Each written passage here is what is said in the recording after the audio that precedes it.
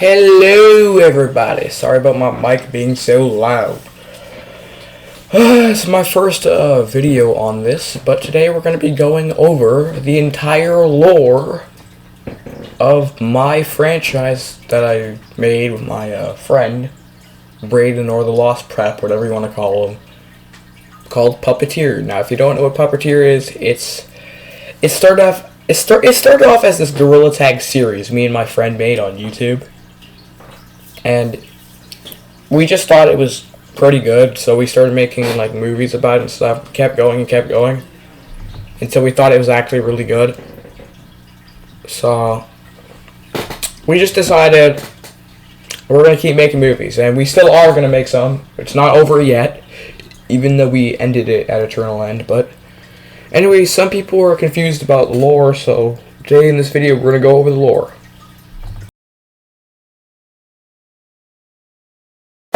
Okay, so our story starts in the 1970s.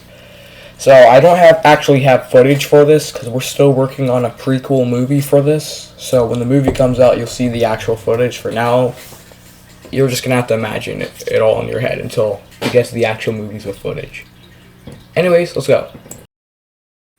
So in the year 1970, gorillas were still stuck in this nowhere planet with no grass, no life, no plants, just stone and buildings. That's it. But one gorilla, a young gorilla, named Peter Puppettier, has an idea. He makes a company called Alderaan Incorporated, a tech company. His goal was to make gorillas' lives better. And so he set on his quest to do that. He eventually got married and had 2 children, Braden Puppettier and just Puppettier. Years after 1973, in 1974, sadly, his wife passed away from a horrible sickness. And he was heartbroken from the incident. He became an abusive father. He would hit Puppettier and he would hit Braden. Braden cried while Puppettier sat there. Couldn't do anything to stop the pain. A few years later, in 1978, another businessman named Banana, the father of 2 sons, made a company called Gorilla Tech Uniques, or for short, GT. The company was so successful that it even made Peter jealous and angry. Peter was jealous that Banana's family was still together, while Peter abused his kids and lost his wife horribly. Well, Banana, he had 2 sons. And those 2 sons' names were Jack and Mr. They both were amazing sons. They supported their father every time, and they were even interested in their father's work, which Banana adored mostly. But this only made Peter angrier and angrier, until Peter was losing it. Peter almost went bankrupt from all the money they were losing to Gorilla Tech Uniques ever since it opened. Alderaan was going down. Peter eventually passed away after being impaled by a frozen piece of ice that fell from the ceiling of one of his departments. He was left there forgotten with the rest of the people that came on that mission with him. Soon later, Gorilla Tech Uniques bought the rights to Alderaan. Alderaan was still a running company, but now Gorilla Tech Uniques owned it.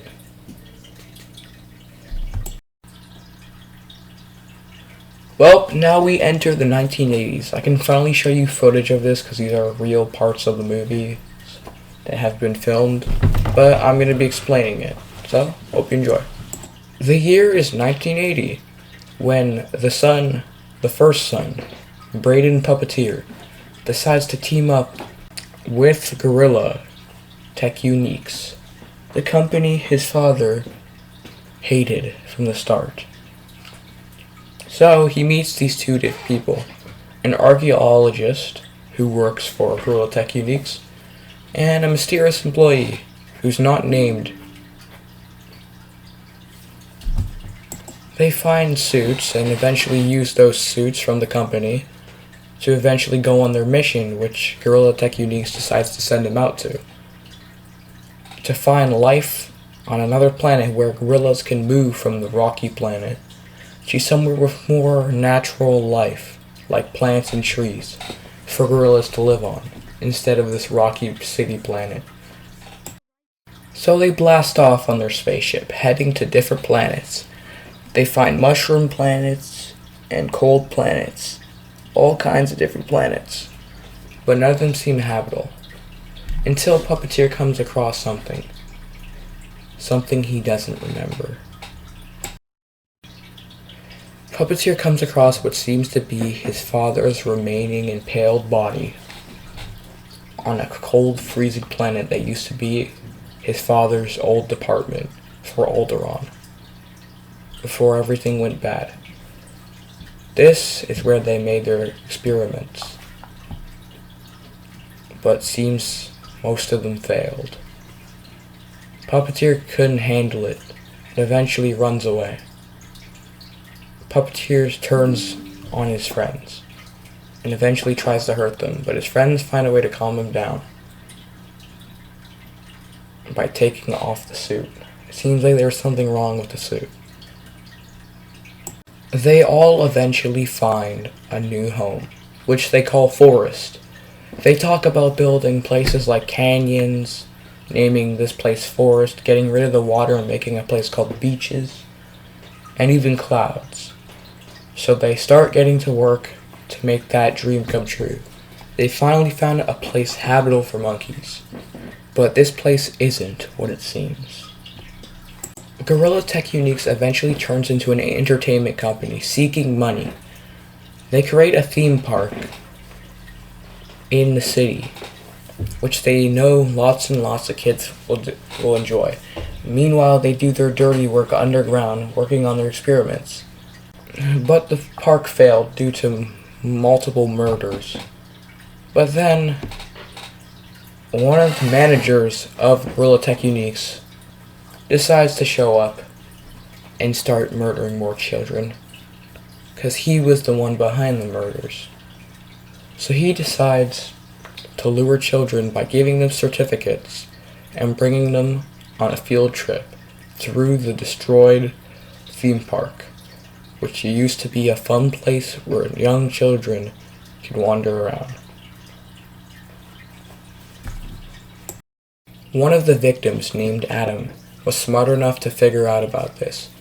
After his brother went missing, he found out Exo completely replaced his brother into a robot to sell and use for Gtag Uniques.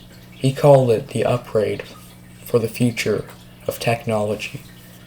But Adam wasn't going to let this happen.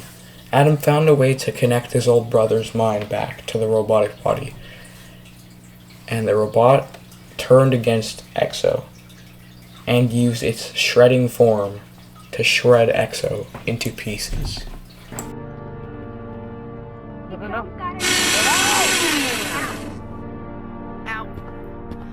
I'm out of here. The horrible murdering manager was finally dead and couldn't kill any more children. Braden and his trusty friend Music eventually found out about this weird secret that Gtag Uniques was hiding. They were making a weapon. Something so dangerous it could take out the entire universe. What they called the Lava Gorilla, or better known, the Lava Monkey. The ultimate weapon, the ultimate soldier. They tested on a kid and turned one of the campers from Exo's old theme park into a lava monkey. something so dangerous that it even infected one of the scientists. Gorilla Tech Uniques eventually finds out about Braden's plan and tries to stop him. But something new, something even more dangerous arrives. The bots, or better known as Gorilla Tag Ghosts. They arrive. The mysterious beings everyone's been talking about finally have made it to the universe to destroy everything that's left. No, look at that! Whoa. Braden even met his trusty blue friend, who always sticks around on this adventure to help Braden stop Gorilla Tech Uniques. Eventually, lava erupts, causing a horrible lava flood. Gorilla Tech Uniques is now almost completely destroyed and bankrupt.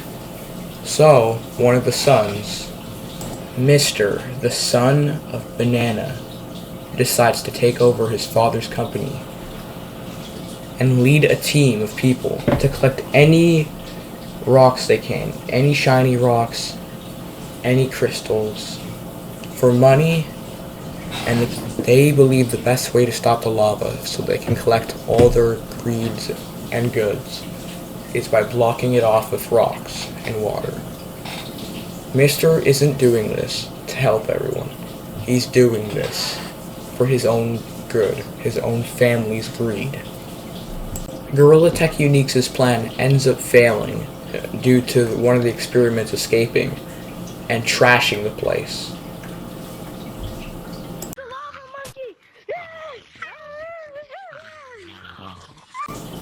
Braden eventually finds out about Mr.'s plan and tries to take down Mr.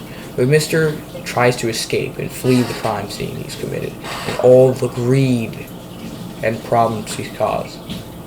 But Mr. suffers a horrible fate after accidentally being sucked into his own father's machine, which overrides and explodes, and so do others get sucked into the machine, only to be burnt and blown into pieces. Puppeteer comes across Banana, the person responsible for his father's death and failure. Braden eventually defeats Banana. But meanwhile with Matthew tries to figure out where all the crystals went, so he could put them in a safe place where Gorilla Tech Uniques won't find them. But Banana's other son, Jack, who's also been accidentally turned into a lava monkey, doesn't seem too happy about Matthew taking the crystals. Matthew then pushes Jack into the water. Meanwhile, Braden defeats Banana by pushing him into the lava and burning him to death. A few months after the incident, Matthew and Braden decide to try and solve some puzzles of what happened. They end up finding out that Jack seems to still be alive, but Jack isn't exactly who he seems to be. Jack ends up sabotaging Braden, sending him to another universe entirely. And that is the last time Matthew sees Braden for a long, long time. Do you copy? This is music. The kid, Jack is Daisy09. He's secretly Daisy09. You gotta trust me. I don't know what he did to Matthew, but he took Matthew away. Meet me at Cities. Jack, now known as Daisy09, seems his plan has failed, and Matthew ends up getting sent back to his homeworld, which has now been turned into a destroyed, horrible ruins. Now, nobody is safe. Everyone gets attacked by different forms of creatures and monsters, the very ones that Gorilla Tech Uniques created. The year is now 1982, 2 years after the horrible world incident. A boy named Nate opens his own operation, his own market, which he calls after his last name, Parker's Federation Market. a black market, a horrible place where different people come together to commit horrible crimes and sell illegal stuff. Their goal was to catch every form of creature and experiment they could find that Gorilla Tech Uniques made and use them and sell them for money. All Nate wanted was greed. Nate formed this operation together with different people. People joined the operation with no choice, having no idea what else to do. Different people became leaders of the operation. Matthew, still confused after what happened to Puppeteer, tries to figure out a way to stop this, even starting fights with Nate, but fails to end up stopping Nate. This is what life was for the gorillas now. A new creature, the Dark Shadow Moon, controlling everything, comes and kidnaps and ruins Matthew's family vacation with his adopted son Sam and his girlfriend Belle. 2 years later, in 1984, Nate's company, Parker Federation Market, is still operating and causing trouble, capturing different creatures and things that Gorilla Tech Uniques created. Gorilla Tech Uniques also now went bankrupt and is now gone forever. The Parker Federation Market decides to hire Matthew's long lost family member, but that plan fails horribly as Matthew ends up defeating her.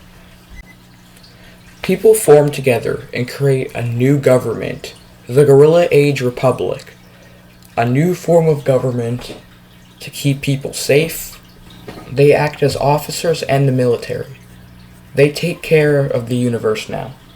They are now seen everywhere, and they try to stop Parker Federation Market from selling illegal stuff and causing their crimes. They are now the ultimate government, in control of everything to keep everyone safe. 2 years later, we meet John and Andrew. Andrew knows about his past family and the Puppeteer family. He has no idea what happened to his fellow father, Braden, or his grandfather. All he knows is he's a part of the Puppeteer family who created Alderon and Gorilla Tech Uniques. John and Andrew seek out to find out more about their past and stop the new company, Gorilla Corp, which wants to take control of the creatures. In the end, John sacrifices himself to save Andrew and give Andrew a chance to escape. Andrew takes that chance to escape, but still feels sad for his old pal, John. The broken friendship now stays broken for a while. Andrew manages to escape, and everything should be good. The creatures are destroyed. Almost every company is destroyed, but the question is still there. Is John really dead? Or is this a lie? Well, that's where we're gonna have to end the video now. That's everything for right now for this part 1 video about the lore. Until we come out with the rest of the movies, I'll make lore videos on those too. But anyways, thanks for watching. I hope you enjoyed, and see you in the next video. Sorry about the amount of times I stuttered, and sorry about my chair squeaking in the background. It's getting old. I need a new chair. Anyways, thanks for watching, and make sure to like and subscribe. Thank you for watching.